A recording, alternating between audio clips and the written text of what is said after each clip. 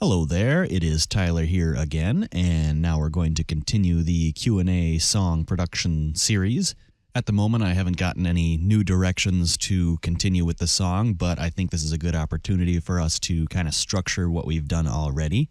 So it'll just be a matter of moving this from a bunch of layers on a part into being something more of a building structured piece of music. So before we get started, like the video, subscribe if you haven't, and if you think of anything you want to hear in the song or would like to see me do, learn about, or anything like that, just leave a comment, let me know, and I will get it into the next episodes as we move on here. But let's get ourselves started. And I'll probably cut around a little bit here as we move through some of the things that we're doing. Just a matter of shifting things around. But anyways, right now we have this whole thing going.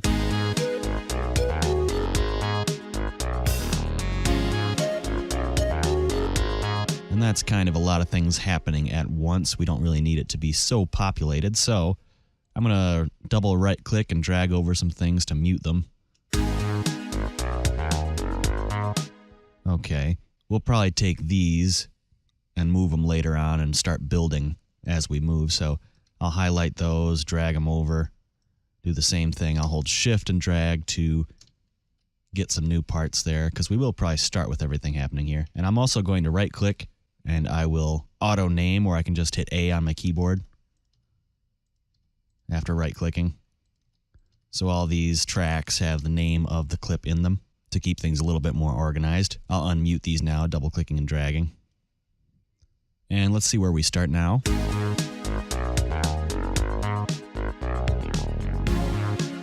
I think that works okay. Let's not have the hat at the very beginning. That way we're building a bit. And with the chords, how about we put a filter on it? We had that on track 17. And let's just use a fast LP, which is just a low pass. I'll put a touch of resonance.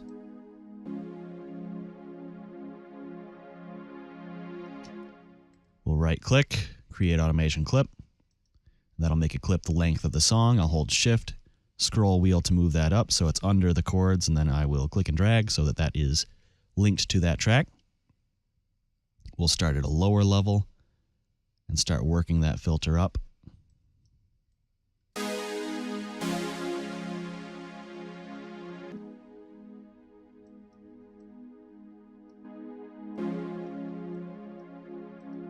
Let's put a bit of reverb on there.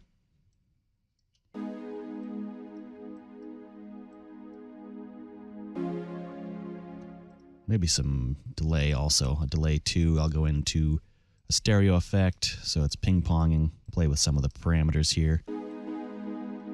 We don't need quite a lot of it. Cut off some of the top with this filter.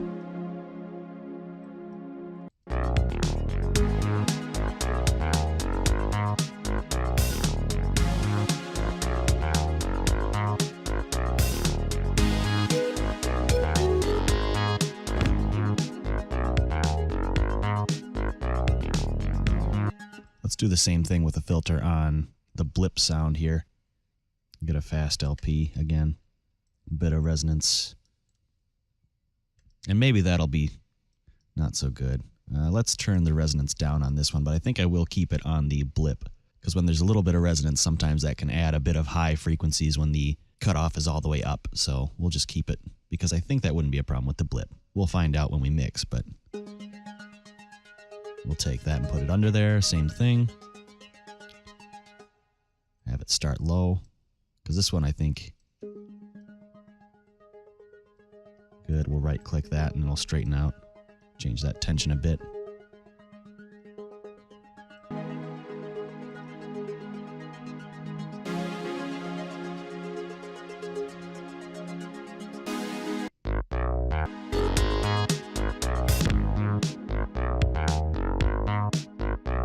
Let's EQ a bit here on that.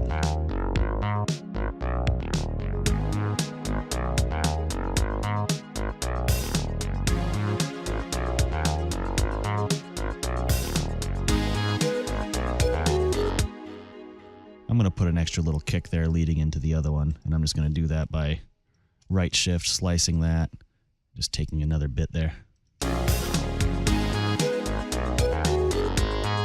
I could have just done that in the pattern too, made a new pattern, but sometimes it's easier to do that. It makes your brain thinks it's a shortcut, but that's good.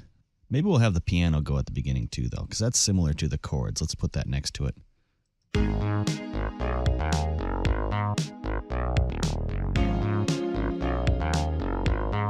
Maybe we don't need quite so much of that delay that we had.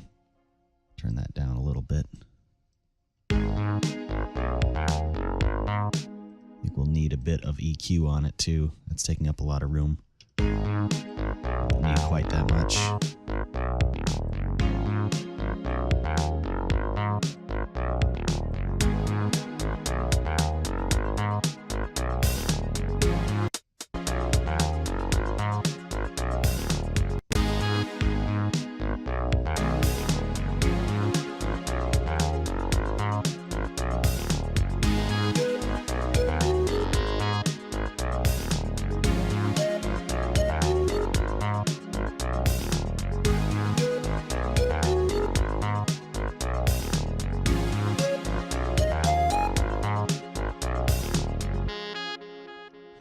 Okay.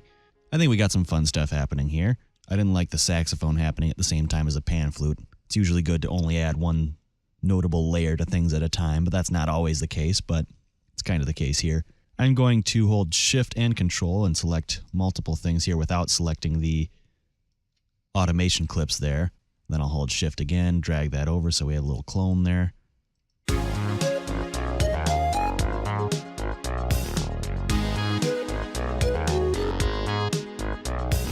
I'm going to slice that so we have less of that saxophone.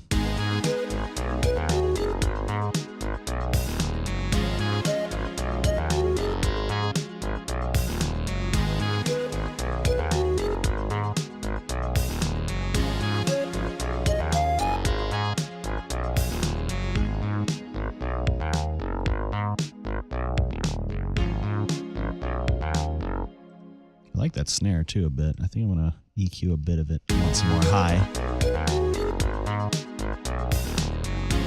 There's a cheating sound goodizer again. I also want some reverb on there.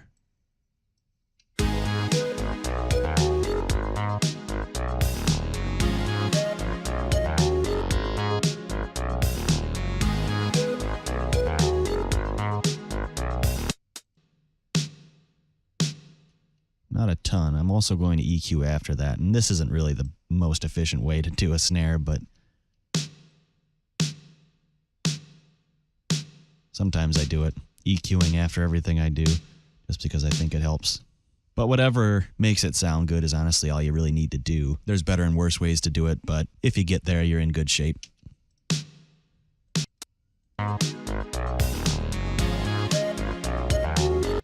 I'm also going to do a gated reverb here a little bit.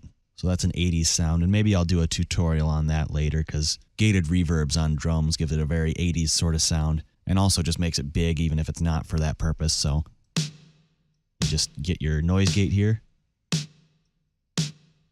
Give it a bit more release.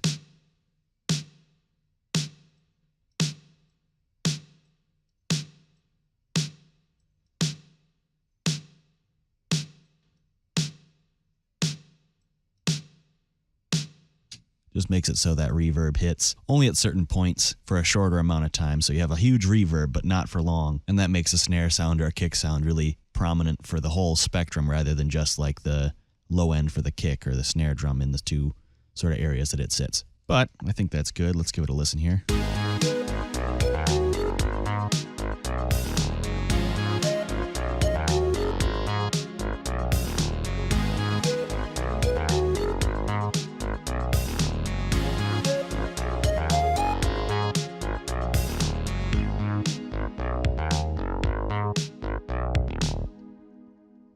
I don't really mind where we're sitting with this sort of thing. We have a bit of a spread out area that we can work from, and I think we'd probably end up going into another part, maybe a breakdown, or maybe we get bigger.